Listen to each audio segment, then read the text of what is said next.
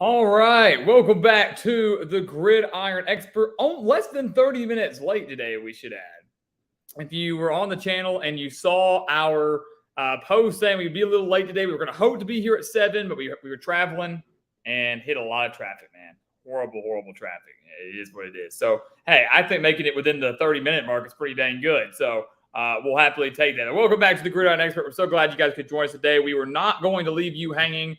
Always going to be here for that Tuesday night live stream, even if we are a little bit late.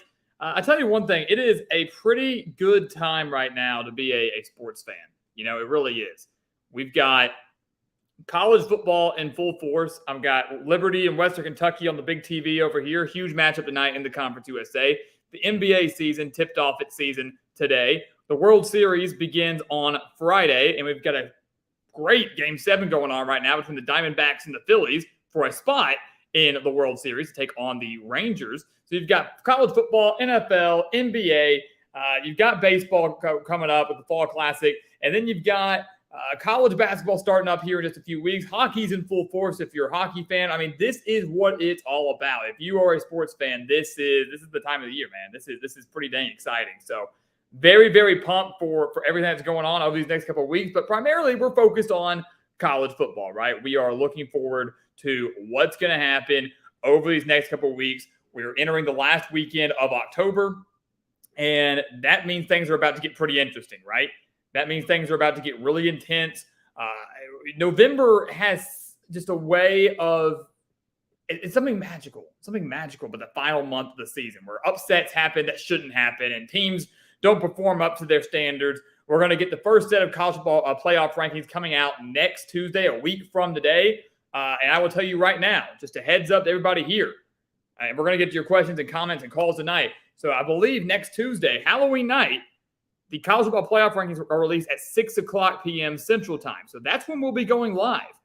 We actually might be going live a little bit earlier than that, kind of set the scene. We're going to watch the show live with you so we can get our live reaction. And then we'll have our analysis on the rankings and then start previewing Week 10 on top of that. So we got a huge live stream coming your way next Tuesday at a different time. It's going to be at 6 o'clock. And again, we put out the community post on YouTube. We're going to type it out there. We're going to promote it. So don't forget that. We want you here to break down a very important time for college football. Crazy stuff. We're pumped, though. We're pumped. Let's see who we've got right here. Welcome, Flo, Robert, my man Gideon, college football guy, Eddie, Rose, C. Glassman, Jerry Turner, good to see you. Mitch, good to see you. And Scotty B, the Baylor King. Good to have all of you guys here. All of you that will join us later today, maybe join us after the stream is over. Whenever you decide to watch, we are very thankful for you and appreciative of you and your support. And again, are happy to have you as a part of our GE Nation. I want to hit some of the earlier questions now before we kind of get into our main topic tonight. And of course, before we open up that phone line, but put that up there as well. I believe it was Gideon that said like the stream, and he's exactly right. Let's hit that like button and boost those analytics. We got a big weekend ahead of us. I like, who was it? Someone had a really good question. Glassman, C. Glassman, should Michigan really be that scared of their allegations? I like this question, and I guess it's how we can lead off our show tonight. And I think it's fitting considering it's a pretty big deal. It's a pretty big deal. However, no, Michigan shouldn't be scared of the allegations. If I were Michigan, here's the bottom line, guys. The way I view it is, maybe Harbaugh knew about it. Maybe he didn't. I find it very hard to believe that he didn't know about it. Right? I'm not saying he purposely told the guy to go to all these games and steal the signals. This is like the college form of Spygate, if you're familiar with the NFL. But here's the thing. This is nothing new. Everybody does this. We're acting like this is some horrible, catastrophic event. And every team does this. And if they say they aren't, they're lying to you. Every team sends scouts to their the opponent's games, right? If you're Alabama and you play Tennessee next week, you're going to send a scout to Tennessee's game the week prior to watch them, to see how they fit. And if they're getting their signals or watching their plays or noticing that's just what you do. Everybody does it. Just like back before the NIL was a deal, everybody paid players. People are going to disagree with me on that, but it's true. It's true. People, all these shady under the table deals or players getting paid for this, paid for that, their families getting this, it happened before the NIL was going on, and now it's there and it's legal. Everybody sends scouts to their opponent's games. That's what you do. That's how you get better. You get the film on them, sure, but you've got a guy there in person watching the games, and whatever they choose to film, whatever they choose to watch. Because here's the thing: this is not a secret thing. You doing signals on the sideline, anybody can see that. Anybody can watch that. It's not like someone sneaking into your practice and filming them and stealing them.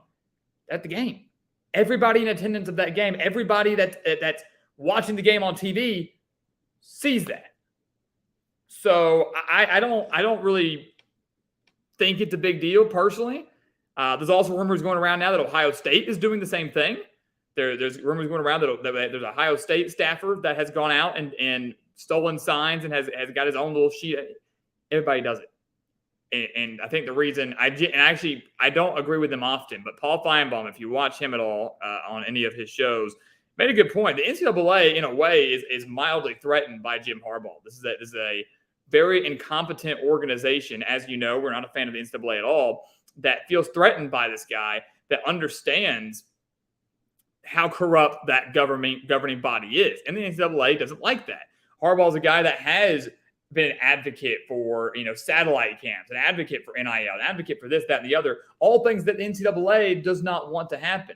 So I think it's funny how, just a few months ago, they targeted Harbaugh for buying a guy at McDonald's.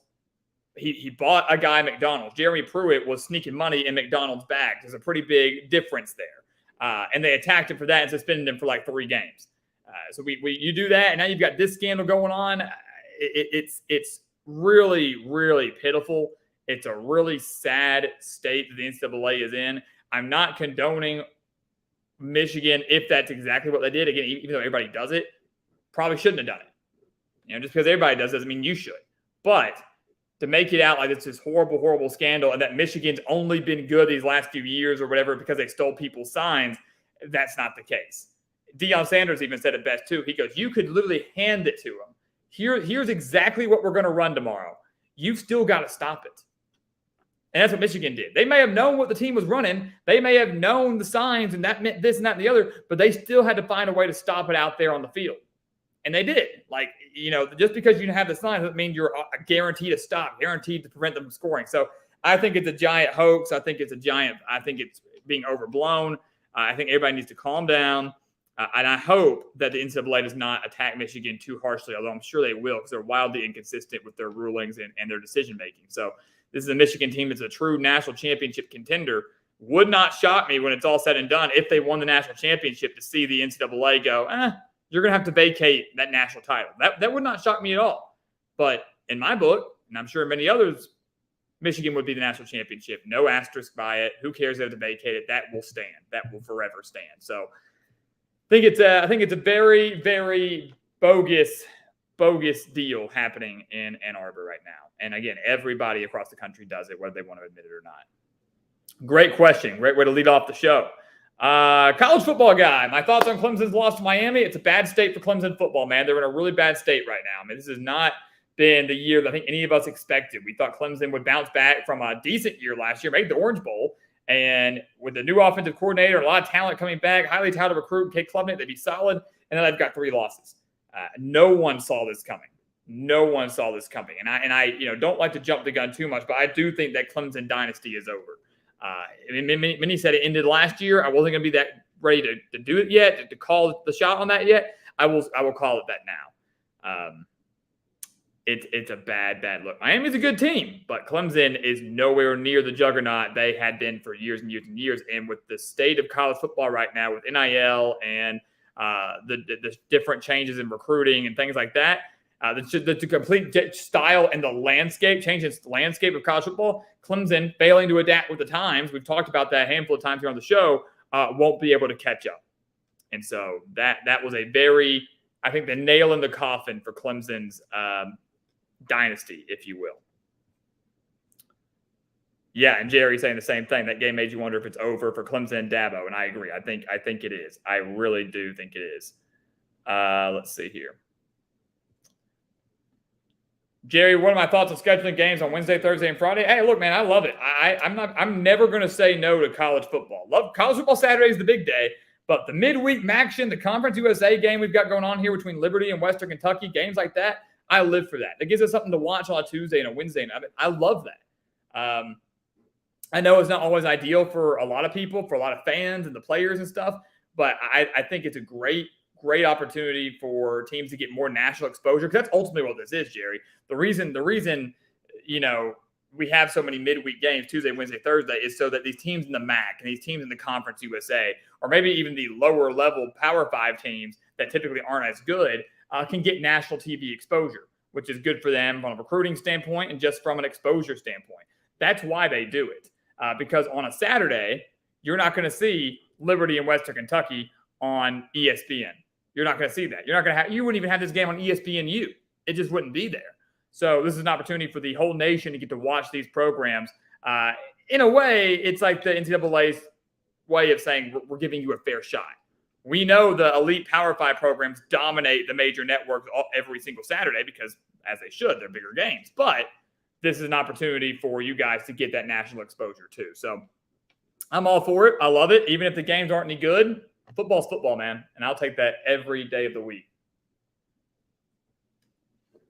And this is going to be a really good game. Liberty trying to get to 8-0. Western Kentucky trying to make it interesting in the standings. I really like what I'm seeing here. Let's see here. Robert, how many more people need to sign up for Expert Picks to have a 24-hour stream? 7. We're very, very close. And I'll promote that one more time before we open up the phone lines here.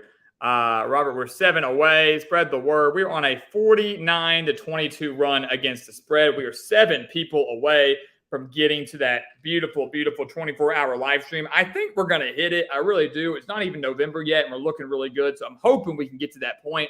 But spread the word. Spread the word, man. That's what we need. 49-22 is 69% against the spread. No one else is going to have that for you. I can promise you that. No other handicapper, no other model, no anything like that. We are cranking out some of the best picks in the entire country, and we want you to get advantage of that. We want you to take advantage of that.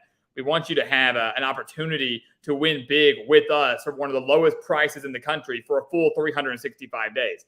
Other guys are like, oh, yeah, you got to pay $70 for one day, $70 for 2 weeks. We're like, for the year, man, for the year. We want you guys to take advantage of that. You're never going to find a price like that anywhere else either. So 7 away, sign up for the Expert Picks. If you're not going to do it, spread the words, shout it from the mountaintop, scream it to the masses, because we're building something special here, man, and we really want to get to this. We really want to get to this mark. We really want to get to this mark really, really bad. And I like what Mitch and Robert are saying. Better than Big Game Boomer, better than the Bear. I appreciate that. Statistically speaking, you're absolutely right. We are. And we're better than every analyst at CBS, ESPN, Fox, NBC. Over 80% of your Vegas handicappers, Athlon Sports, college football news. We've got it. We've got them, and we've got them beat. And we've been doing that for the last 5 years. So Stand for Steve, got him beat. Scott Van Pelt, got him beat. It's just where it is. What we're doing, man. We're really, really proud of it, and we want you guys to become a part of that too. We want you guys to become a part of that and help us out. Help us out big time. Again, link for that down in the description below. Spread the word. 7 away. And we'll be up here chugging energy drinks and coffee with you all day long for a 24-hour live stream. Let's see here. Hit a couple other comments here before we do open up those phone lines for a somewhat abbreviated show, but not by much. Not by much. Trust me. Let's see. Flo, Jaden Daniels has the best chance to win the Heisman right now. I don't know if it's the best chance, but he's certainly if he keeps it up the way he's playing right now, I think he would be he'd get an invitation. He would warrant an invitation. That's the biggest thing right now, right? Because the problem with the Heisman is, I don't think we got into this last week. The problem with the Heisman is you can put up these ridiculous stats and be playing such good ball, but if your team's not in contention for anything, then they're not going to care anything about you. Your team needs to be playing really good football. LSU right now is. And LSU, Jaden Daniels, let me tell you this, Flo, I will give him the best chance to win the Heisman if he torches Alabama and they win in Tuscaloosa next Saturday. That is where I'll give him that extra Heisman edge. So every year you hear about it's a Heisman moment. There's going to be a Heisman moment. Jaden Daniels' Heisman moment can be leading LSU to another win over Alabama, this time in Tuscaloosa, and in the process throwing for like 300 yards and 4 touchdowns, something like that. That's his opportunity. If he shows up and shows out against Alabama at night in Tuscaloosa, give it to him. Give it to him. I'll give you that. So next week will be very, very telling. Very exciting. Gideon, good to see you, man. Thank you for your support. Happy to have you here. Name one team in any conference that has been a positive surprise to you and why, kind of comparing expectations versus reality. A positive surprise to me. That's a great question. That's a great question. You know, Gideon, I think, I'm going through the conferences in my head. I think for me, I would have to go with Missouri. I really would have to go with Missouri. I think on a positive end, that to me, yeah, I would say Missouri. I mean, I could give you one from each conference, honestly. Missouri in the SEC has been phenomenal. They had a lot of preseason expectations, but it was a matter of could they finally live up to them? Could they finally live up to the expectations set by the media, set by the fans? And they have. I mean, Missouri's absolutely killing it. And their game in Athens, what's that going to be next week? It's going to be huge. Is it next week that we've got actually Missouri and Georgia and LSU and Alabama, the 2 games that could maybe determine the SEC East and the SEC West? I mean, next week, not this Saturday, but next Saturday is going to be absolutely massive. So Missouri's been really, really good. One heck of a story. The offense is firing all cylinders. The defense is obviously living up to the hype that we had set before them in the preseason. So I still didn't think they'd actually live up to it. We talked about them so much. I was like, they're probably not going to get there. On full disclosure, I didn't think they would. So they've definitely been a pleasant surprise. Big Ten, got to shout out Rutgers. Even though I had Rutgers pretty much doing exactly what they did. I had them at 6-2 at this point in the year. I think we've actually correctly predicted every single game for Rutgers so far this season. But again, it was kind of like Missouri. Could Rutgers finally get over the hump and deliver? And they have. Greg Schiano, I mean, hats off to him, man. Getting Rutgers to their first bowl game since 2014. Legitimately, I love it. I mean, the offense is starting to click. The defense is severely underrated. And look, there's an opportunity. I think they could beat Iowa. I think they can beat Iowa. They might be able to hang with Maryland. I mean, they've got 6 wins. They're going bowling regardless. But a 7-8 win season, completely solidifying a winning season, is not out of the realm of possibility for the Scarlet Knights. So I think they've been a really, really fun story to watch. I'm really curious to see how the next 4 games go for them against some of the better teams in the conference. But I am pumped, beyond excited to get to watch Rutgers in a bowl game. ACC, probably lean, probably Duke, if I'm being honest with you. And I think a lot of people would say, how? Duke was good last year. They won 9 games.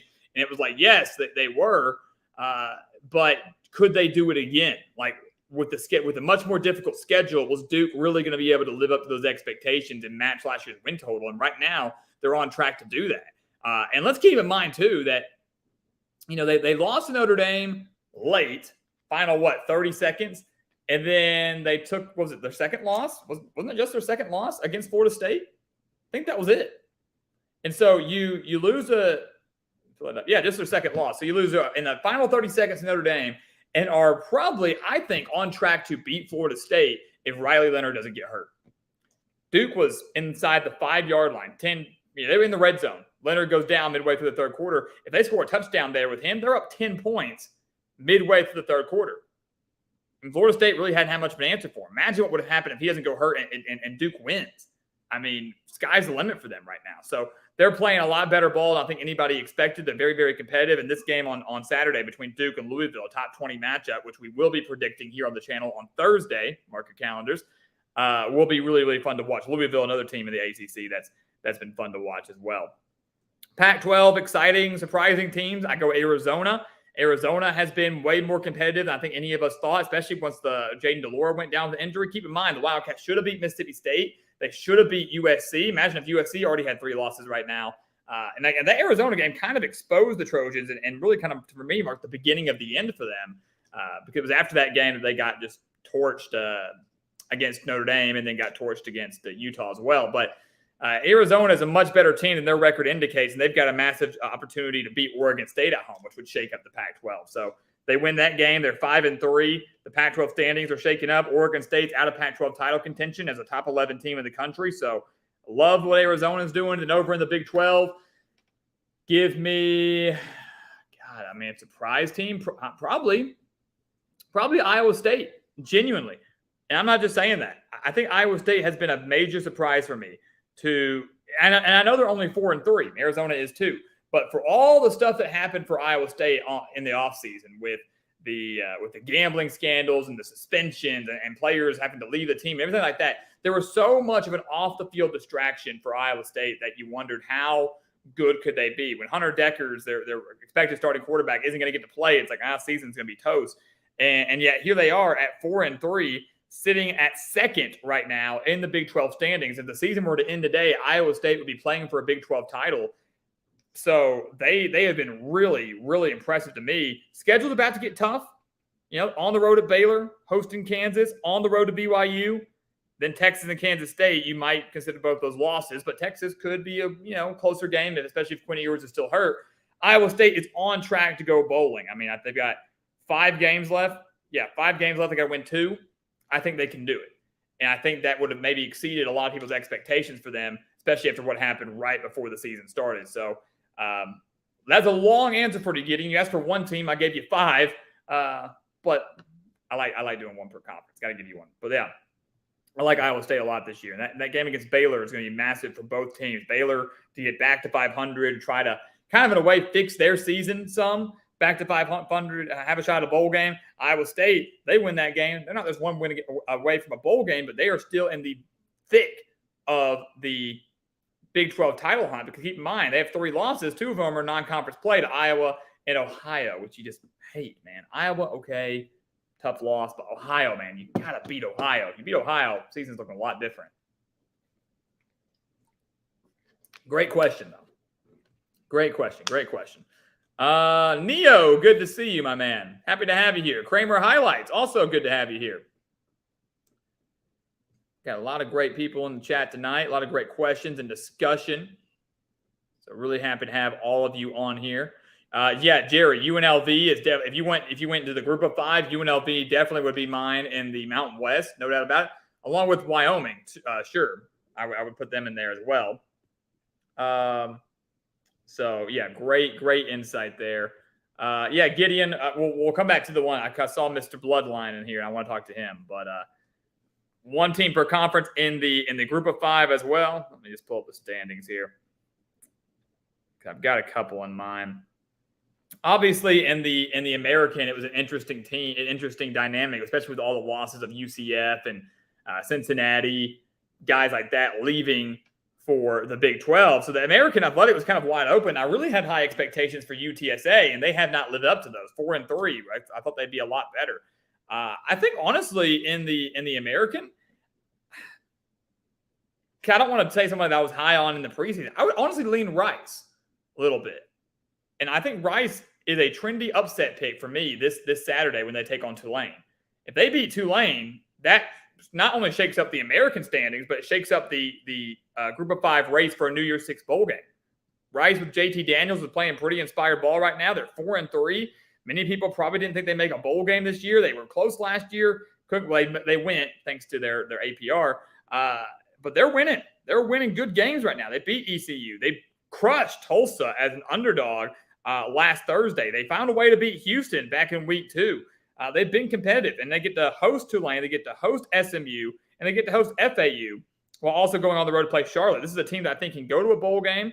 This is a team that I also think could very well hang with Tulane on Saturday, despite being 11-point underdogs. So that's a big one there. Conference USA, without a doubt, you don't have to think about it. It is Jacksonville State, first year at the FBS level, and they're not getting an opportunity to go bowling, unfortunately. But they're 6-2, 4-1. Would be playing possibly for a conference championship if they could get there. I mean, they got to depend on what happens with Liberty and Western Kentucky tonight. But what Rich Rodriguez has done with the Gamecocks and making that significant move, that significant leap from the FCS to the FBS, and doing it this way, it could have gone one of 2 ways, right? I mean, Jacksonville State's killing it.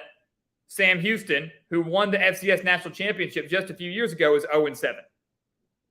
Could have gone either way. And Jacksonville State is kind of really drastically exceeding expectations. So a lot of credit to them. Love what I'm seeing out of them in the Conference USA. And the MAC, teams that are being more competitive than I thought, maybe a surprise. Probably, looking at these standings here, I saw someone say Central Michigan. That's a good pick. I want to even lean Miami, Ohio, too. I know they were a favorite in the East, obviously. The race between them and Ohio is going to be really tight to see who wins that division. Going to be a lot of fun. But Miami, Ohio, just the way they've been winning and the way they've been playing has been more impressive to me. So I like them a lot. We talked about the Mountain West. And then the Sun Belt, definitely, I saw someone say it earlier, definitely Texas State. Definitely Texas State. Their offense is electric. They are showing what you can do by utilizing the transfer portal to be leading the Sun Belt West after winning, 2 games last year. Is extremely, extremely impressive. Very well could find themselves in a bowl game this year. No one saw that coming under a first-year head coach either. So, yeah, I would definitely say Texas State's my pick. And you could also make the argument for James Madison, too, because while James Madison was phenomenal last year, kind of similar to Duke, like we mentioned, okay, they're good. Are they going to be as good as they were last year? And they are, if not better. James Madison, one of the few undefeated teams left in the country right now. And unfortunately, once again, will not get to participate in their conference championship or a bowl game. And it would be a shame, really, to see James Madison, who's nationally ranked right now, go 11-1, maybe even 12-0. In their second year at the FBS level, maybe should be contending for a New Year's Six bowl spot, and they're not going to get to because of the stupid NCAA rules. It's a shame. It's a major, major shame. So, great question, though, Gideon. Thank you for that. Really, really fun there. I like that a lot. It's always fun to kind of look back at the surprise teams and the disappointing teams and things like that. We'll revisit those as the year goes on. Definitely once the season's over, kind of looking back, like the big picture, taking that step back, that huge overhead look and being like, man, what could have been? Or wow, that was what a year. What a year. We might not ever get that again. So, Mr. Bloodline, I have not addressed the Dan Enos firing at Arkansas. I haven't gotten to that yet. So great question. I think it was about time, right? It needed to happen. Dan Enos, what it comes down to, he was not a good fit in the Arkansas system. I do think Dan Enos is a good offensive mind. I do think he knows how to work with quarterbacks. But where Sam Pittman made his mistake was bringing a guy in that was never going to try to run the same style of offense that Kendall Briles had. You've got a dangerous dual-threat quarterback with a cannon for an arm, with one of the best running backs in the country in Rocket Sanders, and you bring this guy in here that's going to try to slow down the tempo, tell KJ Jefferson he can't run as often, limit really condense the playbook, especially opening it out and taking shots downfield, doing the exact opposite of what Kendall Briles was doing for the last 3 years. And that obviously messed KJ up. It messed up the offense. It took them out of sync because that's not what they've been used to doing. And that didn't match their skill set. So Sam Pittman is very responsible for that, but Dan Enos is as well. And when you can only muster 3 points on homecoming against a bad Mississippi State team, you need to be gone. That's pitiful. The effort wasn't there. The play calling has been garbage all year long, such as lining up in shotgun on 4th and 1 multiple times when you know you're going to get stopped every single time. So, yes, I think it was good that Arkansas fired Dan Enos. Is it going to do them any good the rest of the year? No. The season's lost for them. They're 2-6. They're not going bowling because they're not going to win out. They're not going to win in the swamp. And even if they miraculously won the swamp, they'd have to be Auburn, Florida International, and Missouri. And knowing Arkansas, they'd probably beat Auburn and Missouri, but would lose to Florida International. So, it's just that's the Arkansas way. So, it was good that Dan Enos got fired. It needed to happen. I say good riddance for him. But in the long run, not going to do too much for Arkansas considering the season's done. Season's over for them. So, can only hope that Kenny Guyton comes in there and, kind of tries to go back to that old up-tempo offense that Arkansas was running last year, allows KJ Jefferson to have full reign of the offense in his last year with the Razorbacks. They go for it, do whatever the heck you want to do, and let's see if we can muster more than 3 points the rest of the year. That would be my take. So, but Mr. Bloodline, thank you for being here. An excellent question. Excellent question. With that, we are going to continue to address everything in the chat. Don't you guys worry. You know the drill and how we do things here. But we will go ahead and open up the phone lines for you guys tonight. We have about an hour left in our show today. So open up the phone lines, take your questions, take your comments, take your concerns. Again, try to limit to about 5 minutes per caller so we can get to as many people on the phones tonight. But Let's get it going. 870-586-6624. That's the number to call. Let's get you on the Gridiron Expert and let's talk some college football, whether it's what happened last week, what's coming up in week 9. Let's get to it. Forgive me, man. I haven't had dinner and a little under the weather. Gotta hydrate. So you take a look at the rest of the comments here while I make sure my phone's off. Who was it? Hey, Curtis, how's it going? Hey, pull that back up. Curtis, it's good to see you. How about Ole Miss? He says, I don't know what you want me to say about Ole Miss as a surprise. They definitely weren't a surprise, and we'll talk about them after this caller.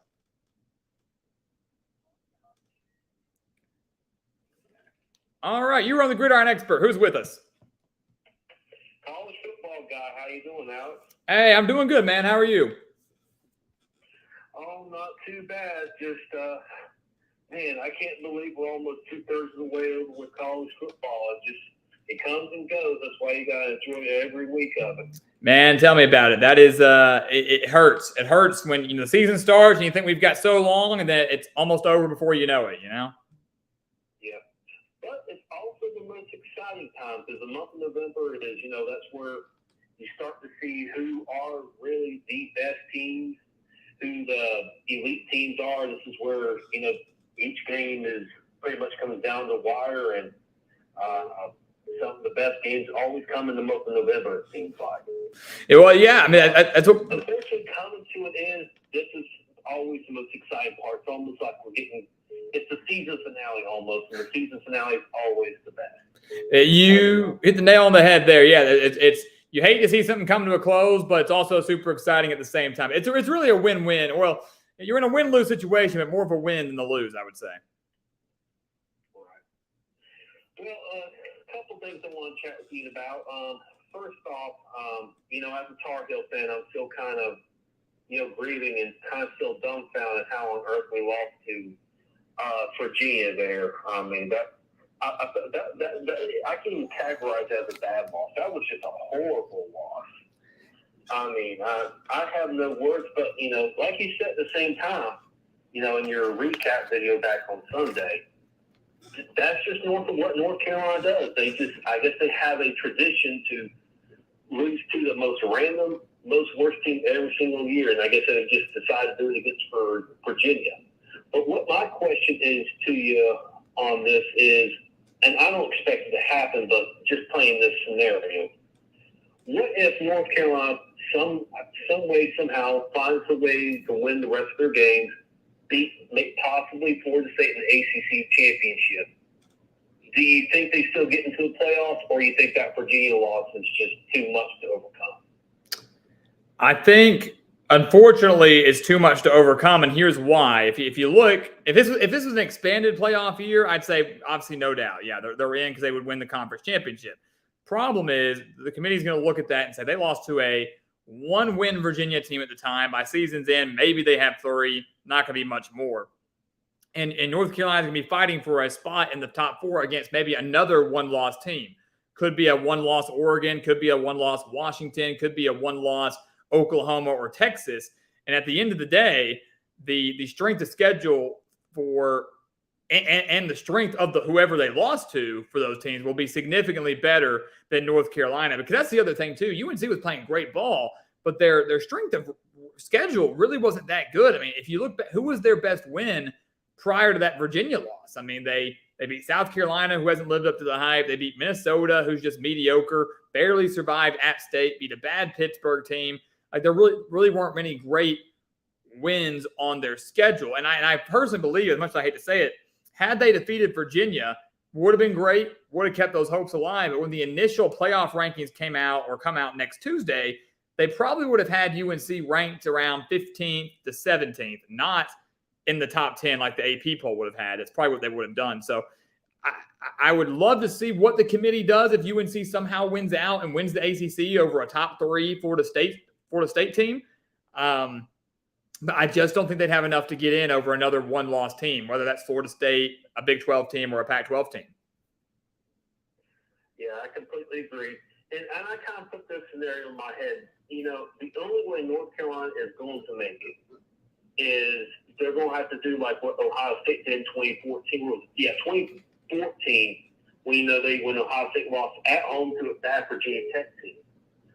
But the only reason why Ohio State was able to get is because they blew up everybody, including Wisconsin. Was the top 10 Wisconsin team at that time? I believe 59-3, and I mean they just have to blow everybody away. And and that's really the only way I see North Carolina possibly getting in. If they just like blow everybody out of the water, but of course you and I both know that's just not going to happen. Hey, crazy things have happened. One can dream. They've got the beauty for North Carolina. They've got opportunities coming up. They've still got their game against Duke. They've still got a tough game against NC State. Don't they play Clemson like in the second to last week of the year? So they've got opportunities. Yeah, they play. The month of November is going to be crucial. I mean, they're at Georgia Tech this week. Then they play Campbell. Then Duke. They host Duke, and then they go on the road Clemson, and then they go on the road to NC State. Yeah, I mean, if they win out on those, they'll be in the top 15. Playing against Florida State more than likely in the ACC championship game, and then it's just a matter of, can you win that? How bad do you win that? And also, who loses ahead of you? If you find a way to win that game, do you get help? Do you have a couple other major upsets in the conference championship games ahead of you? And that's kind of what it took for Ohio State too. Not only did they blow out everybody down the stretch, but they also benefited from a lot of help from other teams losing. And that's not impossible and not too much to ask for. So don't rule it completely out for UNC to make things interesting, but you got to hope too this team is in the right mindset going into Georgia Tech, a team that's beaten them the last couple of years. They're reeling off this loss. They're on a losing streak, I think, like 3 years right now. Yeah, you are, and that's. It would not surprise me if they took the Georgia Tech. Like I said, it just seems to be the North Carolina thing to do.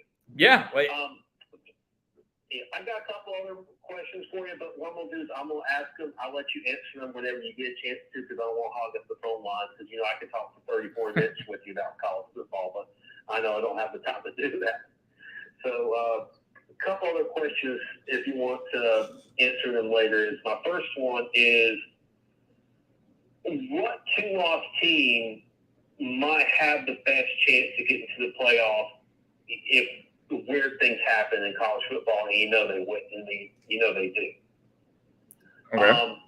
Second question is, while week 9 may not be the best slate of games like we've been so used to having the past 3 weeks, it seems like there's a lot of top 10 teams that may fall to ranked opponents. I looked at the schedule just later on today, and you got Oklahoma at Kansas, Texas versus BYU, Ohio State, Wisconsin, etc. You go down the list. I mean, there's so many prime opportunities to where quite 2, 3 maybe ranked opponents may go down to an unranked team. So which of those teams, out of those ranked versus unranked matchups, which teams do you think are more likely to get upset? If you can answer those 2 questions for me, I'd be good. I appreciate you taking my call, G, and I'll talk to you next week, son. You got it, man. I appreciate the call. Thank you. All right, see you. All right, that's our man, college football guy. Great questions, by the way. Love what you're throwing out there. Phone lines remain open. We're going to get to his questions along with the rest of yours in the chat. 870-586-6624. That's the number to call. I know we missed a few while college football guy was on the phone. Give us a call back. We don't have screeners, man. We can't get 2 calls going at one time, 3 calls. It's frustrating. I know. I wish we had like a full radio station setup in here. It'd be awesome. But we may do what we've got. But give us a call back. Love to talk to you. Again, try to limit it to about 5 minutes per caller. We're getting one right now. Beautiful. And then we'll continue to get to all the rest of the questions in the chat and anything else you guys throw at us. But let's get whoever we got on the phone right here. Let's see. All right, welcome to the Gridiron Expert. Who's with us? Hi, this is Travis. I am reaching out for a fun thing. The Dabo Seniors claims that their dynasty started with beating Notre Dame in 2015. I feel they're trying to reeling. Does Notre Dame have a chance that really, I think, ends the dynasty? Because I don't think Dabo Seniors is handling this new era of college football well. Yeah, hey, Travis, thanks for calling in, man. I think the Clemson dynasty is pretty much about over. I want to say Miami kind of, I think, put that to bed this last Saturday. But if you're looking to really, put the nail in the coffin, then yes, I feel very confident that Notre Dame can do that. You look at this Clemson team right now, they're reeling, they're struggling, they don't have much of an identity. They're not getting with the times in terms of the change that's happening across college football. And right now, other than a little bit of pride, Clemson has nothing to play for. They can't go to the ACC championship game. They're not going to go to a New Year's Six bowl game. So all Clemson can do is look to play a little bit of spoiler for Notre Dame. And you can't help but wonder, will the motivation be there? Will they have that? I don't think they will. So I know that game is a little ways out. We're going to talk about that game pretty in depth once we get to that game week. But if you made me pick a team right now to win that game, it would be Notre Dame. Yeah, I'm feeling like the same thing. The only concern for me would be, how does Clemson react because of last year's this loss to Notre Dame with the way it happened? The not very good offensive performance. The Notre Dame defense did really well. Special teams stepped up a lot too. So how does that just a mentality of potentially affect that game? Yeah, obviously there's the motivation, the revenge factor. But here's the thing, though. The problem that Clemson's facing here is, yeah, you want revenge. You want redemption for how bad you got beat in South Bend last year. But that was also a game where Clemson was an elite contender. They were in the contention for a college football playoff berth, and Notre Dame just beat the brakes off of them. They don't have that going for them anymore. I would be more motivated. Yes, you want to do it for pride and revenge and all those things. I would be more motivated if I was back in that same spot, an opportunity to compete for a title, an opportunity to get back to the playoff, and Notre Dame's coming to town. Yeah, I want to beat the brakes off them. But now it's like, great, we crushed Notre Dame to get our 5th win of the year, our 6th win of the year. That helps us improve our bowl destination by just a little bit. Like the factors at play are not there this year like they were last year. And you can't help but wonder the mindset for Dabo Swinney and this Clemson team. What is their mindset mentally going forward, knowing they really have nothing to play for? Yeah, I agree completely. It's very kind of an interesting spot for Clemson, especially with them just really. Thank you. That's awesome. Thanks for answering my call. Hey, thank you, Tavis. Thanks for calling in, man. All right, it's our good friend Tavis. Great call. Great question. We'll get deeper in depth with the Notre Dame Clemson game, even if that's not ranked versus ranked. Probably won't be with Clemson struggling, but we will go deeper in depth with that game here in a couple of weeks when it's time for that game. Major shout out to Fernando Lopez. Thank you so much, my guy. I really, really appreciate that super chat. Just a kind gesture. Thank you. I am very pumped to watch Oregon and Utah this Saturday also. That's the game of the week, without a doubt. And I think we had a couple of questions about that earlier in the chat, and I want to address them. Our prediction video for Oregon and Utah comes out tomorrow, Fernando, so stay tuned for that here on the channel. We'll be breaking that down, deeper analysis, sharing our pick. It's going to be awesome. It's going to be a great game. I guess we can talk about it now, but I do want to thank you again for that super chat. It goes a very long way, and thank you for being along for the ride, my friend. Thank you for the whole 9 yards, man. It's like year 7, I think, of us doing this. So we're really pumped to have you on our team. And again, thank you for the super chat. You talk about Oregon and Utah, and I will address it now. This is a game that is really interesting to me. On paper, Oregon's got them beat. Right? They've got the quarterback edge with Bo Nix. They've got I wouldn't say the defensive edge, but Oregon's defense can match Utah's. They've got that. Offensively, though, across the board, Oregon owns the edge. But we've seen, and Fernando, you've probably been on the wrong side of a lot of heartbreak. Oregon stroll into Salt Lake City with college football playoff aspirations, and they get crushed. They get destroyed in Salt Lake City. What was it, back in 2021 that Oregon had those aspirations, and Utah just annihilated them, just destroyed them back in 2021, if I'm not mistaken. So Utah, to me, is actually greatly exceeding expectations. This is a team that hasn't had Cam Rising all year long. Bryson Barnes is getting better each week, but he was never the guy that was supposed to start.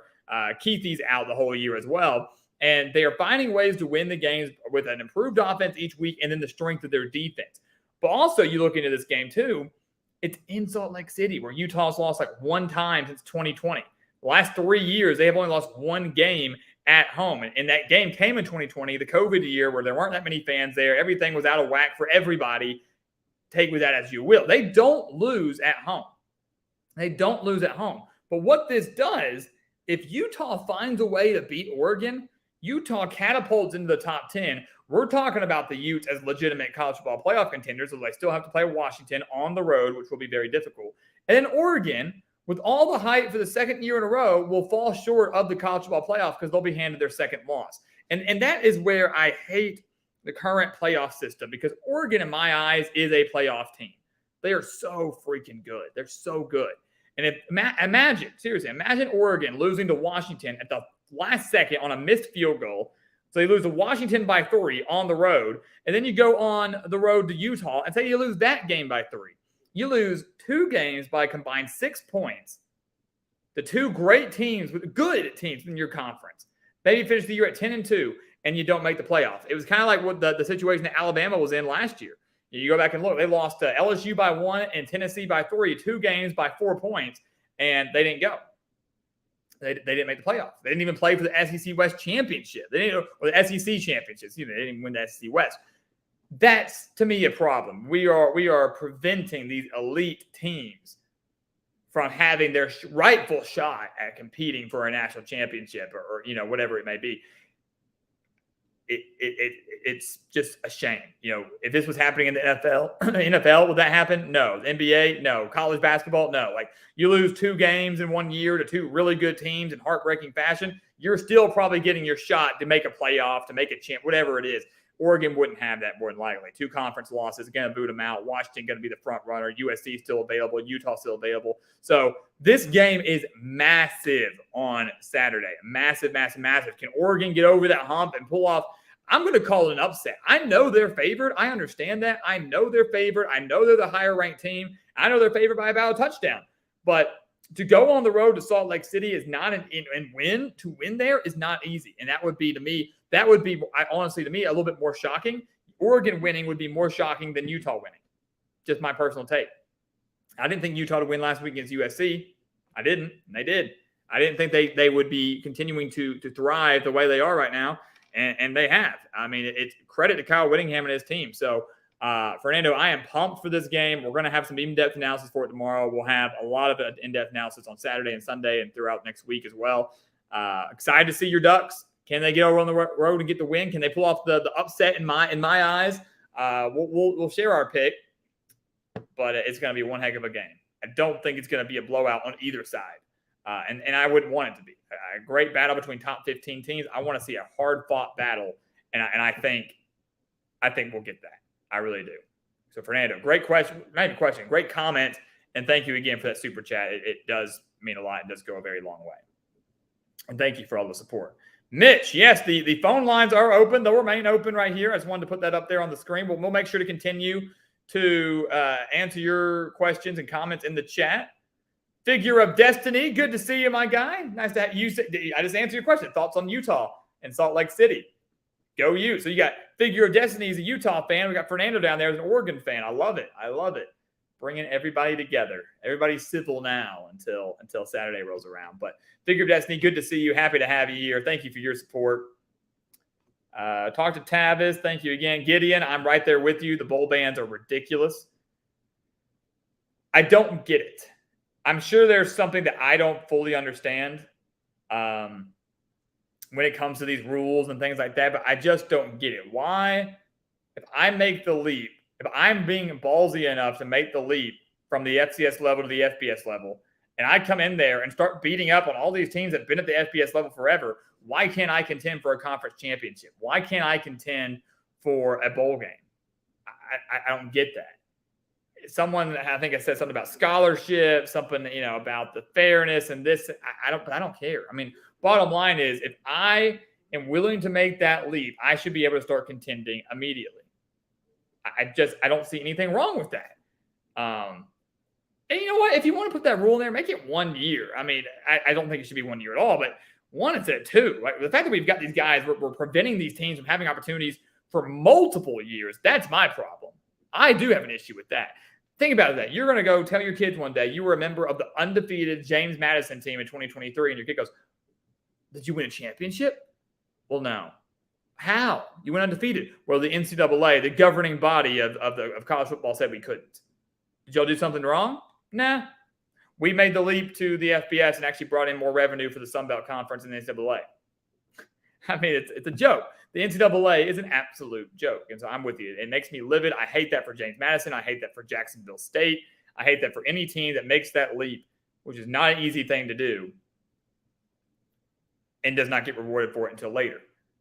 And they're like, okay, by year 3, you'll have your shot. Well, year 3, they might not go undefeated. Does anyone realize how hard it is for a group of 5 program to be in contention for that New Year's 6 bowl? How hard it is to go undefeated or to win 10, 11 games? I mean, it's not easy. And some of those opportunities are few and far between for these programs, and they don't get their shots. It's kind of messed up. Mike Myrick, good to see you. Go Noles, baby. Go Noles. Playing some really good ball. Big game against Wake Forest on Saturday, too. Mike, tell me, do you think you're going to kill Wake Forest, or do you think it's going to be close? Florida State, we've seen somewhat recently, has not played to the level of their opponent, or has played down to them, right? You know, they struggled against Duke early at home. Riley Leonard going out really helped them there. They didn't play very well against Boston College on the road earlier in the year. Struggled a little bit against Virginia Tech. So do they beat Wake Forest convincingly, or is it close? You tell me. I think, if I can get my phone to work here. Yeah, believe this is Mitch. Am I right? Yes, sir, it is. How's it going, my man? Hey, what's going on, Mitch? How you doing, man? I'm doing pretty well. How about yourself? Man, no complaints. No complaints. Happy to be here. Yes, sir. Iowa State's turning up right now for second in the Big 12.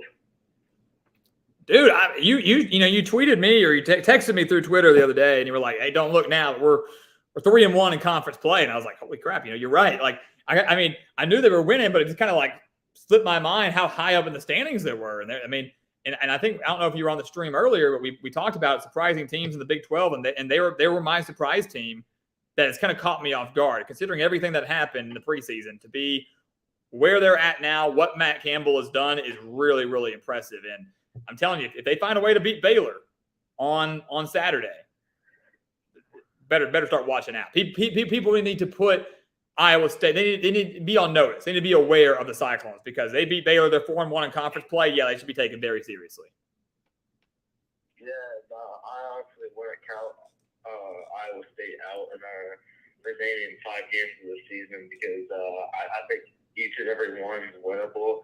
I think Texas is winnable because it'll be on the road, or they'll be coming to Ames in November, which is not what Texas definitely wants. It'll be cold and it'll be at Jack Trice Stadium, so we have all the advantages to that game. Yeah, you do. I mean, and look, I've always said Ames is not an easy place to play at all. We've seen you guys pull off your fair share of upsets, especially late in the year. I know it's cliche, but nothing will ever top in my eyes the Oklahoma State win back in 2011. That was just absolutely iconic. And I can see that deja vu happening here. If Texas continues to win, finds themselves in the top 10 in the hunt for the playoff, and Iowa State finds a way to pull off that upset. And that's a game that by that point in the year, Mitch could have bigger Big 12 title implications than we think, just in the sense of if they're both fighting for that number 2 spot behind Oklahoma, that could be the elimination game, if you will. And Iowa State, like you said, I think would own I would give him the slight defensive advantage, and then Ozzie would have home field advantage as well. Yeah, it will be pretty interesting. I saw that Quinn Ewers is going to be out for a couple of games. So honestly, I hope Texas wins those games, and I hope they come into Jack Trice Stadium with a 10-1 record and a spot for the playoffs on the line, and Big 12 championship on the line as well. Absolutely, man. That's what I'd love to see. I like the Big 12 a lot this year, just from a competitive standpoint. And, Oklahoma's obviously the front runner. Texas is very much alive for both another title and a playoff berth. But Iowa State's there to play spoiler. Kansas State's no joke. Kansas could make a lot of noise if they find a way to upset Oklahoma this Saturday. So, we kind of, while they might not be as deep as they were last year, there's still a lot of teams that could pull off some upsets and kind of dictate how this conference shapes out by season's end. Yeah, it's honestly a crazy conference, and not a lot of good teams as I thought the Big 12 was going to be. I thought the Big 12 was going to be much harder this year, but got a couple teams like Texas Tech, TCU that have just disappointed, and all of the new schools that have come in just haven't really succeeded yet so far. Yeah, and you know, the people that thought that the new schools were going to come in and immediately contend, I don't want to be rude, but they were kind of delusional. I mean, to think that BYU, UCF, Cincinnati, or Houston were going to stroll into the Big 12 and immediately start contending for titles, it was never going to happen. That was, I know they weren't making that leap from an FCS to an FBS, but to make that leap from a group of five or an independent to a conference that's loaded with talent, you look at these teams, they were playing one or two group of Power 5 programs a year. BYU maybe a little bit more, but not week in and week out. And I will, kind of do a humble brag here. Back in our predictions, back in the preseason, I think the best record we had any of those schools going was like 6-6. And right now that seems to be very on par. BYU might exceed. They might hit 7 wins, somewhere around there. But 6-6, only a couple bowl teams. Houston's not living up to the hype. Cincinnati's terrible. It's an adjustment period. Taking that leap to a bigger conference and an extra step in competition, it's going to take some time to get to that point. Yeah, it will take some time, and I'm honestly kind of impressed by the four corner schools that are going to be coming in next year. Utah looks pretty good. Arizona's on the come up, and Arizona State just played a really close game with Washington, so it should be really interesting next year. Yeah, man, with all the expansion going on next year, it's going to be fun to watch. Arizona's no joke. Kenny Dillingham, I think, is the right man for the job at Arizona State. Factor in Colorado's coming back. Factor in Utah coming in there as well. And we've seen what Kyle Whittingham can do with practically, I don't want to say no talent. The defense is really good, but with a lackluster offense, they're still winning. That clash of style alone, a Big 12 conference that's known for offense, facing off against that Utah defense every week is going to be a lot of fun to watch. And Utah could be interesting if Cam Rising does come back for another year since he's not playing at all this year. So, yeah, next year, man, it's going to be – college football is going to be like on crack. I mean, seriously. You're going to have freaking SEC doing what they're doing, Big Ten doing what they're doing, the Big 12 expansion. With all the expansion, the expanded playoff, it's going to be one hell of a year. Yeah, it is. Honestly, Utah's program kind of reminds me of Iowa's in a way, except Utah obviously has a much better offense. I just feel like their programs are like built on like strength in numbers, if you know what I mean. Well, it is. It's good coaching. Coaches that have been there forever. Whittingham's been in Salt Lake City for like 18, 19 years. Ferentz has been in Iowa for over 20 years. So you got a consistent coach and a coach that they don't have to be flashy. Like you said, it's power in numbers. What they have figured out is if we can have a strong defense and be strong at the line of scrimmage on both sides, offensive line, defensive line, we can keep ourselves in every single game. And that's why you hear guys all the time. It's like, if you can control the line of scrimmage, you will be in each game. You will. And really, when you think about how often do you see Iowa or Utah get blown out? In recent years, how many times have you seen them just get absolutely destroyed? It's few and far between. We've seen a few, but it's very rare that you see any of those teams just get annihilated, and that's because they're strong up front and their defense doesn't allow it. Yeah, and I have to ask you one more question. What do you think of all this Michigan sign stealing nonsense? Me personally, I think most teams steal signs. They just don't get caught, and I think if the NCAA punishes Michigan, that will be unfortunate and stupid by the NCAA if they do in fact do that. I could not agree more. We talked about that right at the beginning of the live stream, and that was my exact take. Every team sign steals. They've been doing it for years. This is nothing new. I actually, quite frankly, don't think it's highly illegal. It'd be illegal if they were sneaking into practices and filming or whatever, but being at a game, every team sends a scout to scout out their next opponent. They do that. That's not new. And I think NCAA just finds themselves on a power trip. The NCAA realizes their grip on the sport is slipping away with the NIL deals and the transfer portal and everything like that. they realize they don't have as much power as they once had, and they shouldn't, because you shouldn't put idiots in charge of something as big as college football. And that's what the NCAA is. It's a bunch of incompetent idiots. So they're on this power trip, and they think that if they can take down Michigan, take down Jim Harbaugh, one of the best teams in the country, it'll send a message to everybody else. And what it's going to do is, I think it's actually going to end up backfiring on them in a big way. So no, I think it's an absolute hoax. I think it's ridiculous. I think it's wrong. And if Michigan were to go on to win the national championship or back to the playoff, whatever it is, I hope, like you said, the NCAA does not punish them. They don't make them vacate anything. They don't suspend anybody, because you just can't. There's no need for that at all. Yep, I totally agree. All right, it's pretty nice talking to you, man.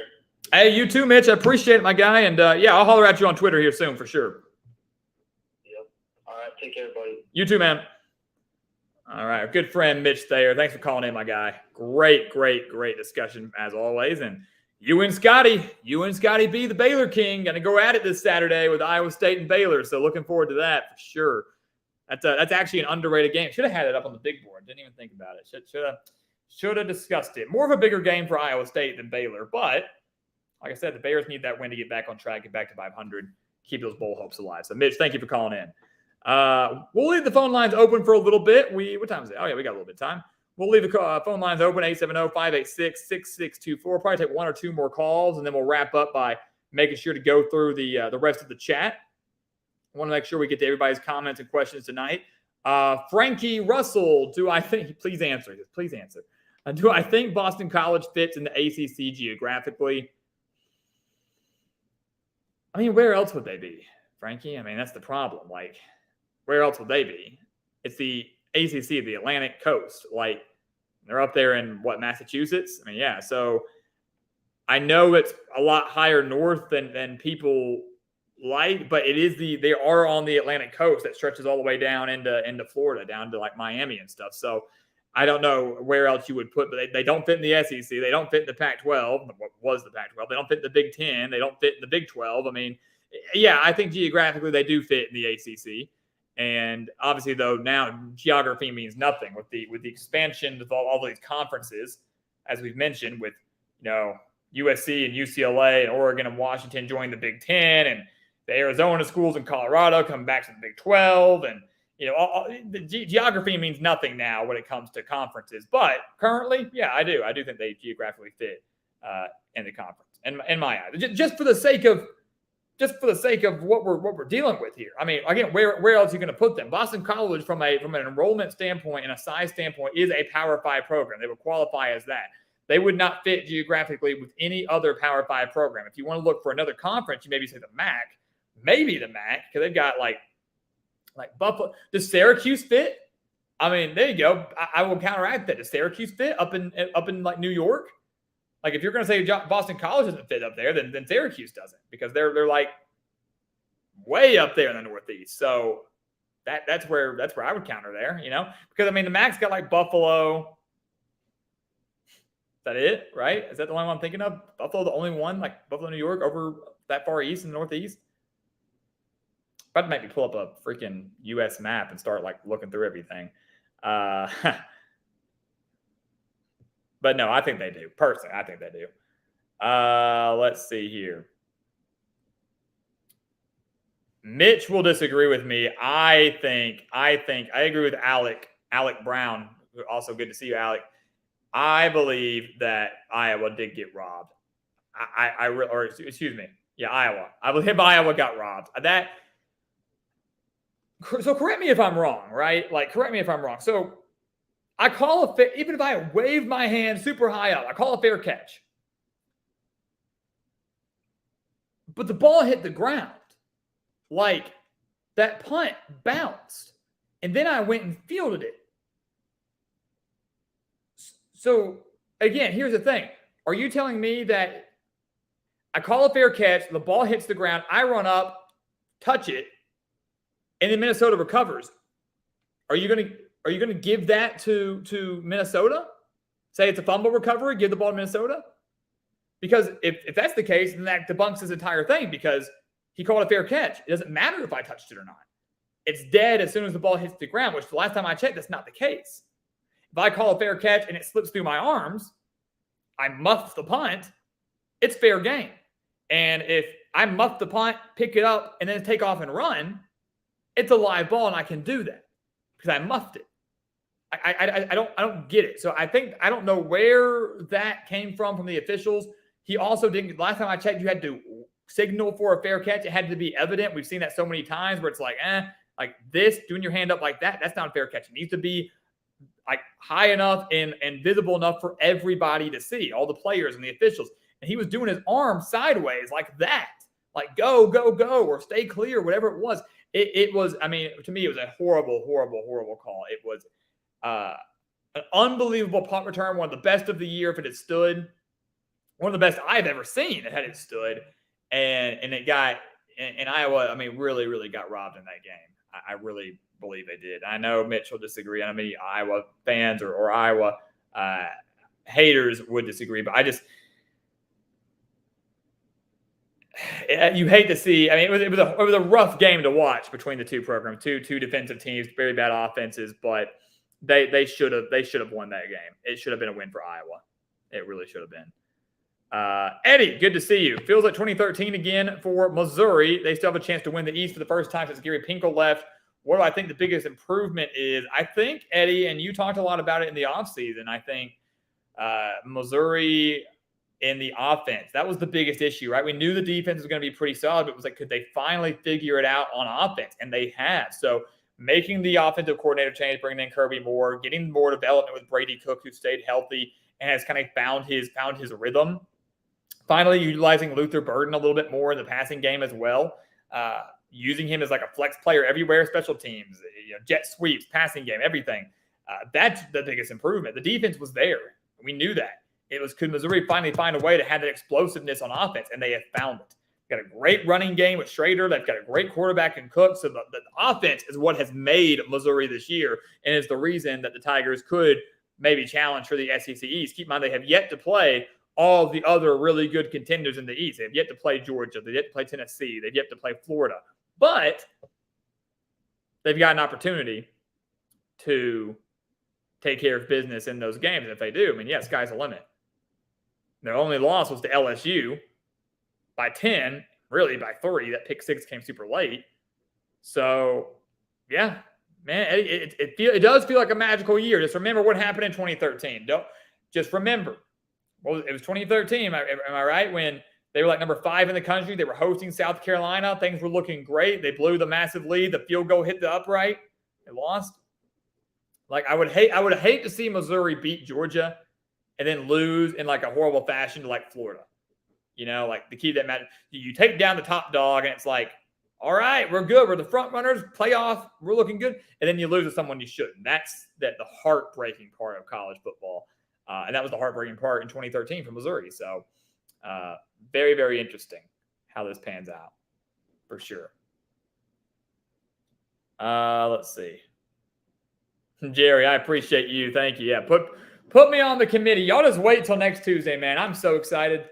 Earlier live stream, 6 o'clock Central Time. We're going to be watching the playoff selection show or the playoff ranking show live with you. You will get our initial takes. We'll have our guest, College Football Encyclopedia. He's going to join us later on in the show to discuss his takes on the rankings. So we're going to have a full in-depth show next Tuesday. Spooky Halloween show here on the Gridiron Expert. If you're not out trick-or-treating, make sure to join us. Wear your costume. Let's get ready for it. Very excited. But Jerry, like I told you, you said you think it's ironic that the playoff committee released their first set of rankings on Halloween night. And I said, there's nothing scarier. There is nothing scarier than the committee's incompetence. Nothing scarier. So I think it's very fitting. Ironic, sure. Fitting, yes. Beautiful thing. Beautiful thing. Let's see. Walter, does Notre Dame win out? Yeah, I think they do. Very favorable schedule the rest of the way. Should coast past Pitt. I know Mr. Glassman, he said that Notre Dame should be cautious of Pittsburgh. I would disagree. Pittsburgh's a really bad team this year. I mean, they're struggling. No identity. The defense hasn't been nearly as good as it's been in year past. And Narduzzi, the offense is atrocious. Notre Dame coming off the week of rest in South Bend. I love them against Pittsburgh. I wouldn't stress too much about that if you're a Notre Dame fan. The only tough game they've really got left is on the road at Clemson. And as we talked earlier, I think it was with Tavis, I think Notre Dame right now, if you made me pick, could change in a couple of weeks, but if you're making me pick right now, I'm picking Notre Dame to beat Clemson in Death Valley. So, and we'll have more insight on that here when we get closer to that game. Mr. Bloodline, what would your take be on this scenario? If you win 10-plus games, you get invited to an expanded playoff system from all Power 5 conferences. Trying to process that. If you win 10-plus games, you get invited to an expanded playoff system. So basically you're saying every Power 5 team that wins at least 10 games goes to a playoff. Is that what you're saying? Every Power 5 team that wins 10, 11, 12 games goes to a playoff? If that's what you mean, let me know and I can address that. See what else we got on here. Great stuff. Great discussion. Loving it. Alec, I appreciate you, man. What I'll have to do, Alec, I'm going to have to go back and find this when the stream's over, take a picture of this. I can't save the comments now, but thank you very much for that. I really, really appreciate that. That's what we love to hear. We're trying to expand the GE Nation, man. Spread the word. Help us get more subs, the more views, the expert pick sales. We can do this long 24-hour live stream. It might ultimately kill me, but I'll be more than happy to do it. But thank you. We are continuing to grow, and it's because of people like you that help us get there. It really is. We really appreciate you and your support, genuinely. It goes a very, very long way.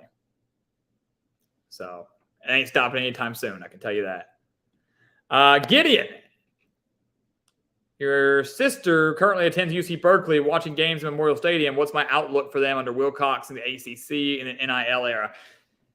Good question, Gideon. That's actually really cool. They're at Berkeley. That's a heck of a school. That's awesome. Here's the thing with Cal, and I'm pulling up their schedule right now for this year. I know it doesn't pertain to the outlook. They're 3-4, which ironically is better than maybe some would have expected. California also is a better team. That they should have beat Auburn. They dropped 40 points on Oregon State. Not to say they should have won that game, but I can see them being 4-3 right now. Are they going to go bowling this year? Probably not. They're going to have to win 3 more games. They still got to play USC, Oregon, and UCLA. I can see them beating Washington State and Stanford, maybe get to 5 wins. And I just don't see them going bowling. I'm going to be honest with you, Gideon. I actually think, what's the outlet look for them? I think Wilcox is gone. If you want my honest opinion, he hasn't done anything. Cal hasn't been anything under him. He's been to, 1 bowl game, 2 at the max. This is year like 7 or 8 for him. He was a guy that when he was hired away from Wisconsin as a defensive coordinator was, supposed to bring this like smash mouth style of football. California's defense was going to be good. I think bringing in Jake Spavital as the offensive coordinator this year was a really good hire, right? He was a guy that had California or had been at California before, knew the program, knew what it was going to take. The last few years under California, the offense was atrocious. It was really, really, really bad. So bringing Spavital back has led to a program that right now is averaging over 24 points per game. They're averaging, 30 points per game. They're averaging 30 points per game with Cal at 3-4. So ironically, it's the defense. Cal really has never seemed to be able to put things together under Justin Wilcox. And so unless he finds a way to go bowling this year, I think California pulls the plug on him. And to me, that there's no better time to do that than now, because you're about to start a whole new era for your program. You're about to go to a new conference over in the ACC. You've got the NIL era going on in full force, as you mentioned. So you know what? Fresh start in a new conference. Let's just get a brand new coach, unless Wilcox kicks it into high gear and finds a way to get his team to a bowl game. Beating USC on Saturday would be a heck of a start. Beat a rival at home, a reeling rival in USC at that, who definitely has lost all motivation, knowing they're not going to go to the college football playoff, and the Pac-12 title probably means nothing to them. It's going to be very tough for them to get to that point, though. I still just don't know if they can get 6 wins. And even if they get 6 wins and lose their bowl game, to go 6-7, that'd be another losing season than just Wilcox. I don't know if California would consider keeping him as they enter this new era, want this fresh start. So it's a tough situation for this football program, especially the higher ups, the officials deciding what they want to do with the future. But I think genuinely, if they fail to go bowling, Wilcox is gone, and they bring someone in that's new to kind of usher them into this new era and start competing against completely different teams in the ACC. People think it's funny, right? They say it doesn't matter what style of play you have. Like the style of play that you want to run shouldn't matter based on the conference you're in. And I would actually disagree. The style in the Pac-12 wildly different than the ACC, which is wildly different than that of the Big Ten. When you think of the Big Ten, what do you think of? You think of boring, low-scoring defensive games. Not many teams in the Big Ten outside of your elites like Ohio State, Michigan, Penn State, guys like that have really electric offenses. They can drop 30 on you on a given night. That's the running joke. It's like, oh, great, the CBS game is Michigan State and Iowa. Can't wait to watch a 9-5 game.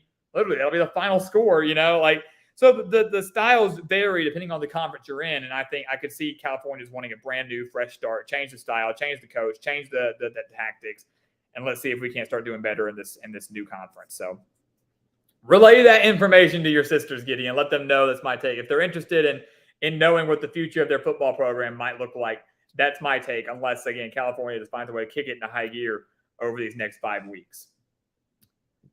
Doggy, I love it. The darkest timeline remains alive. All Power 5 conferences have an undefeated team. If it remains that way, who gets left out? I love the darkest timeline. I love it. I really do. I'm a big advocate for chaos. Well, let's take a look again. Who is it again? Florida State is undefeated. They are in the mix. Oklahoma, Florida State, Oklahoma, Michigan, and Ohio State for that matter, Georgia, and Washington. Georgia's a lot. In this instance, Georgia for sure gets in. The winner of Michigan, Ohio State gets in. For the sake of this argument, let's say Michigan. They're in, no doubt. Washington gets in because the strength of schedule in the Pac-12 has been amazing this year. They beat Oregon. They would have to beat Utah. They would have to beat USC. They had to beat probably one of those teams again in the Pac-12 championship because strength of schedule is too tough. So I think you got Georgia, Michigan, Washington all a lock, which leaves you now to Oklahoma and Florida State. Who gets left out between those two teams? It's going to come down to resume. It's going to come down to strength of schedule. And I actually think that Oklahoma would get left out. And what's it going to come down to? It's going to come down to non-conference. That's what it comes down to. Florida State gets in due to their non-conference because they play 2 SEC schools this year. LSU in the season opener, Florida in the season finale, on top of a road game at Clemson. Whether Clemson tanks or continues whatever, winning in Death Valley is not easy. They'd have a ranked win over Duke. They might have a ranked win over Miami. They obviously had a ranked win over LSU and still are. So strength of schedule alone gives Florida State the edge over Oklahoma, and the Sooners, despite maybe going undefeated, gets left out if we, in fact, go down this darkest timeline. So I think you actually have it as probably Georgia at number 1, Michigan at 2, Washington at 3, and then Florida State at 4. And imagine that, Georgia, Florida State, Michigan, Washington. That would be a heck of a college football playoff. Will it happen? Probably not. The odds of it happening are so slim. But if it does, the committee would have a very, very tough decision to make going forward. For maybe the first time since since their inception. I mean, maybe the first time in their history they actually have to use their brains a little bit and make a logical decision. Because most selection Sundays really haven't been stressful, have not been difficult, and this one would be. Jerry, who needs to win more tomorrow night, Syracuse or Virginia Tech? Probably Syracuse, Jerry. Probably so. Look, Syracuse is 4-3, but they're 0-3 in conference play. So they need them. They need their first win in conference. Virginia Tech, 3-4, 2-1. It's a big game for both because if Virginia Tech finds a way to win, they might find a way to slip into a bowl game. They could beat Virginia. They could beat Boston College. And that would be a huge step forward for Brent Pry in year 2. Syracuse, on the other hand, if they lose, they're 4-4, and their schedule a little bit tougher down the stretch. They've got on the road at Georgia Tech, not going to be necessarily easy. Or that might be in the Bronx. No, Pittsburgh's in the Bronx. They can still find a way, but this would be an opportunity to snap a 3-game skid for Syracuse. So I lean more Syracuse here to kind of get the monkey up of Dino Babers back. This 0-3 skid they're on, the opportunity to get to 5-3, maybe clinch bowl eligibility as early as next Friday. 2 years in a row they go bowling. They need that. Dino Babers needs that so he doesn't get fired. I don't see Syracuse missing out on a bowl. The schedule actually is a lot more favorable down the stretch than I originally thought. I mean, Boston College is winnable. Pittsburgh is winnable. Georgia Tech is winnable. Wake Forest is winnable. All those games are very winnable. And you think about that, Jerry. I mean, do I think they'll win all of them? No, but You beat Virginia Tech, you're 5-3, and you win your Final Four. A 9-3 season is still not out of the realm of possibility. 8-4 isn't. So I lean more Syracuse, although it would be really cool to see Virginia Tech get the win and maybe contend for a bowl game in year 2 under Brent Pry. Dion Thacker, my God, what the heck is he going? What's he doing here? I love it. I love it, Dion. Thanks for being here, man. Happy to have you here. What are your chances of being the offensive coordinator for the Iowa Hawkeyes? Very high, actually, I think. I think if you submitted your application tonight, you might be on the sideline as early as next Saturday. So jump on it. Jump on it. If you'd like any help, please let me know. I'll happily call some plays and help you out there. But I think you've got a really good shot, because here's the thing, Dion. I don't know if you've got any coaching experience or not, but the guy Brian Ferentz, who's the offensive coordinator for Iowa right now, he doesn't have any coaching experience either, and you definitely couldn't do any worse than he's doing. So go for it, my man. Go for it. I think you've got a really good shot, and please keep us updated. Please keep us updated as you work through this process to head into the coaching world. We'll all be rooting for you. I really think you have a legitimate shot. I do. Mark TR, good to see you, man. Congrats on the big win over Clemson. Congratulations, big win for your Miami team. Comic Dude, good to see you. Yeah, absolutely. I'm glad you were able to catch that shout out. And 6-2 Rutgers. They're going bowling for the first time since 2014. You absolutely love to see it.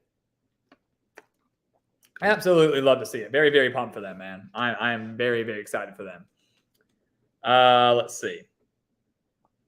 Mr. Bloodline says, yeah, so if you win 10, you're into the playoff. I'm cool with that. I think that's almost lowering the standards, though. Like, I mean, 10's a lot of games. It's a really, and we see a lot of teams like Alabama last year was a 10-win team, right? Oregon this year could lose to the Washington, Utah in narrow fashion, be a 10-win team and not have a shot in Natty. So, 10 wins a good mark, but I still think 12-team playoff, the format for that's a solid setup. I really do.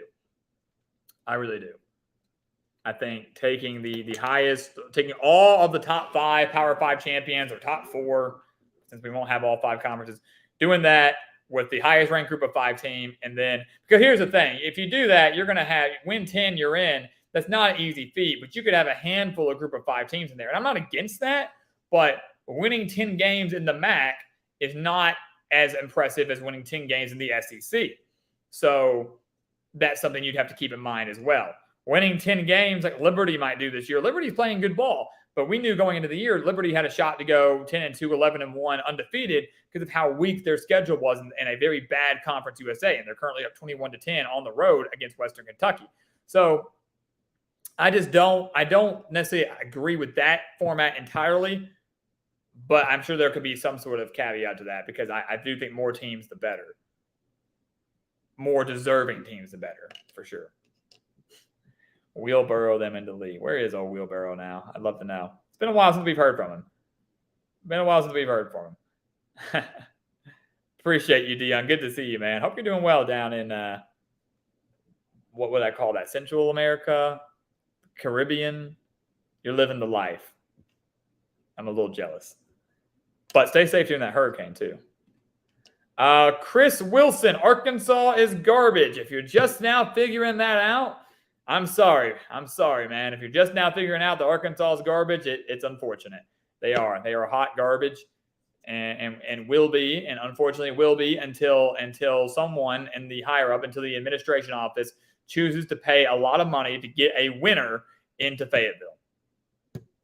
Fortunately, Arkansas historically has been very cheap, has been very, so where I'm looking for, stingy with their money and their decision-making. Stingy with the money, but rash with the decision-making. They don't always vet through the best option. They feel the pressure, the heat's starting to rise. We got to make a decision. Here you go. This guy's only going to take $3 million. We want you. Done. And then you repeat the same process every 4 years. Problem for Arkansas is they can't get any consistency. They've had now, once they fire Sam Pittman, whether it's this year or next year, it's inevitable. He's not sticking around long. That'd be I mean, think about it. Since Bobby Petrino, which was like maybe the best time for Arkansas football ever, Brett Bielema. They've had Brett Bielema, Chad Morris, Sam Pittman, handful of interims in there. They're on their third coach. They'll be on the third coach in less than 7 years.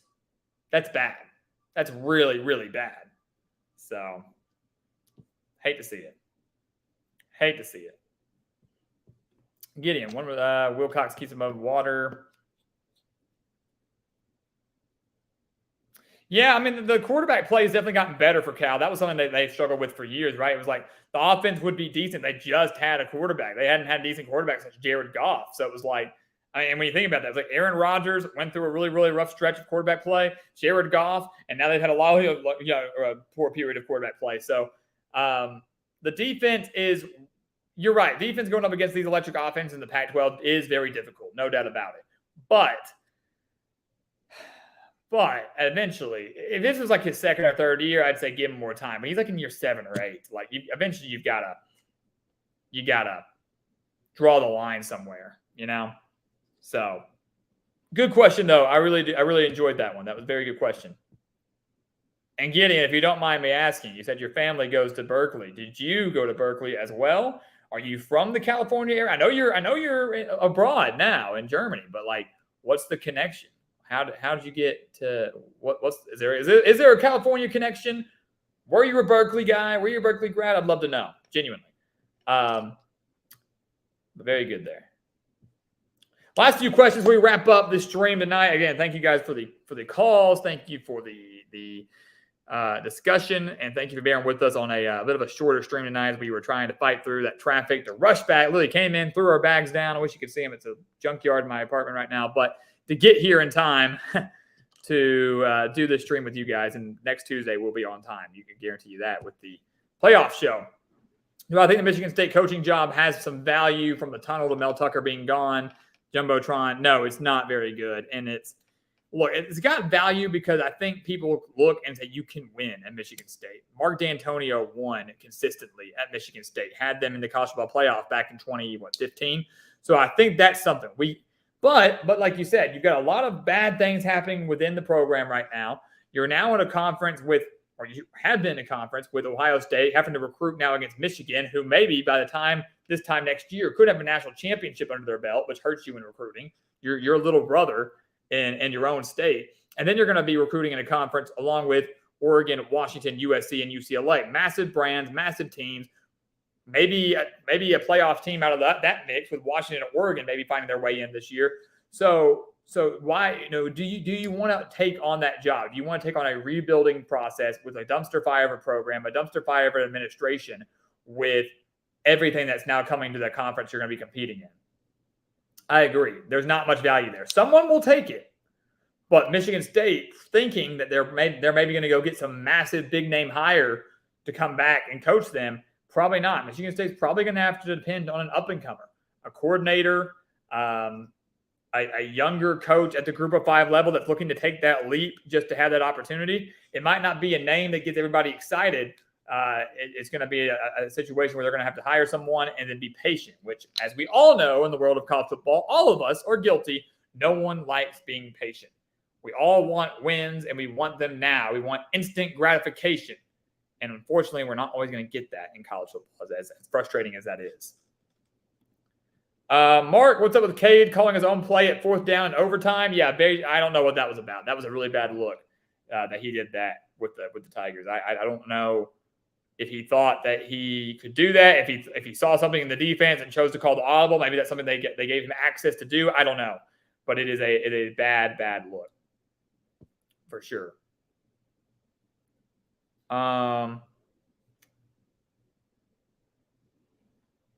Gideon says he's not talented, not talented enough. Your sister worked your way into Berkeley through the exchange program. That's awesome. That's great. Okay, don't sell yourself short now. Look, I couldn't have gotten into Berkeley. Berkeley is all those California schools are pretty good, man. Pretty good. The entire household is cheering for Cal just because of the connection. That's fair. I like that. I mean, shoot, Cal's great. Stanford's great. USC, UCLA, all fantastic schools and programs. And That's just the big Power 5 ones, right? I mean, you got a handful of others in there as well. So very cool. I love that. I love it. I love the family connection, man. Way to rally. Way to rally behind your sisters. Thoughts on Tennessee, Kentucky, Oregon State, Arizona? Oregon State, Arizona. Watch out. Could be an upset. That's the only thing I'll say. Tennessee, Kentucky, just look at the history. All you need to know. Oregon State, Arizona, though, watch out. That could be some Pac-12 after dark upset on Saturday night. Last few questions, and I will answer college football guys' questions, and then we'll wrap things up. College football guy, remind me of your second question. I know your first one was which two-loss team, if there was one, could make it into the playoff, and I'm blanking on your second. I apologize for that. So put that second question back in the chat, and I'll make sure to get to that. Don't fire Sam Pittman. He's still a solid coach. Enos was hot garbage. He is. Enos was very, very bad. Still not completely sold on Pittman. I think he's lost the team, and I think the mindset's not there. When your head coach goes, I didn't know what to do in this situation, and not knowing what to do, it ultimately ended up costing you 3 points. Doesn't give me a whole lot of confidence in his ability to make decisions going forward. That's not a good look. I don't know what to do, or we just weren't motivated out there. Well, whose job is it to get them motivated? Oh yeah, it's yours. So I'm having trouble backing Sam Pittman until something drastically changes. And unfortunately, that's not going to change this year. Arkansas is not going to get better this year. So what Hunter Yurachek has to decide, as Doggy says right here, what Hunter Yurachek has to decide is, does he want to stick around with Pittman and take that risk and do one more year with him? Or do you bite the bullet, hope to find someone new, getting ready for 2024? My gut says he keeps him. When he fired Morris, that was because Arkansas wasn't competitive. We weren't competitive under Morris. Arkansas is technically competitive. I mean, under Morris, we were getting blown out against Mississippi State. The problem is, at least with Morris, we were scoring touchdowns against Mississippi State, not only losing 7-3. So Pittman has made Arkansas more competitive. Pittman has made Arkansas more relevant than they were under Chad Morris. The problem is, with any coach, you need to see progression as his career goes on, not regression. I'm not saying you've got to constantly be trending towards a national title, but to go from 3 wins in your first year to 9 in your second, to regress to 7, and now regress to possibly 3 or 4. I mean, that's really, really bad. It's a really, really bad look, and really doesn't give me a whole lot of confidence and faith in this program going forward. Just my take. Mr. Bloodline, what happened if Petrino never goes down that motorcycle? Some people say that it would have been bad had Petrino stuck around because he would have ultimately started failing like he did during his time at Louisville. Maybe so. But all I'm saying is that 2012 season for Arkansas, if Bobby Petrino doesn't go down that motorcycle, I think Arkansas is continuing for a national championship. And I will stand by that till the day I die. They had a lot of offense. Their defense was way more experienced than people give them credit for. They were hosting Alabama in Fayetteville, where 2 years prior they nearly beat the Crimson Tide, lost 24-20. They were hosting LSU in the season finale. They hosted Ole Miss in Little Rock that year. The schedule was there for Arkansas to make some serious noise. And even if they went 11-1, have a shot at that national title in 2012. But when Petrino went down, the team lost the confidence. They lost the mindset, the motivation, everything like that. They had a joke of a coach in there, John L. Smith. The only reason he got that interim position at the time was because of his prior head coaching experience at Michigan State. It was just a giant mess from the get-go. But if Petrino doesn't go down, Arkansas has at least another 10-win season in 2012, if not more. Continues to ride. And here's the thing. Well, Arkansas fans, after winning 10 or 11 games a couple of years, wouldn't love to get back down to 7 or 8 wins. I think most Arkansas fans would take consistent 7 or 8 wins at this point, considering what they've been through with Morris and what they've now been through with Pittman. So it is one of the greatest what-ifs, I think, in college football history, at least if you're an Arkansas fan. What if Bobby Petrino kept a snake in the cage and didn't go down on the motorcycle? Sky's the limit. Sky's the limit. Word of the wise. All right, last question here from College Football Guy. Which ranked opponent? There we go. I like that. So first, which 2-loss team has a chance of getting into the college football playoff? If there were one, keep in mind last year LSU maybe had that opportunity if they hadn't have lost to Texas A&M. If they hadn't lost to A&M, they could have. If they had beaten Georgia, LSU would have had a very good case to become the first 2-loss team to make the college football playoff. That would have been an opportunity. Now, which 2-loss team has a shot? My gut's gonna say it's got to be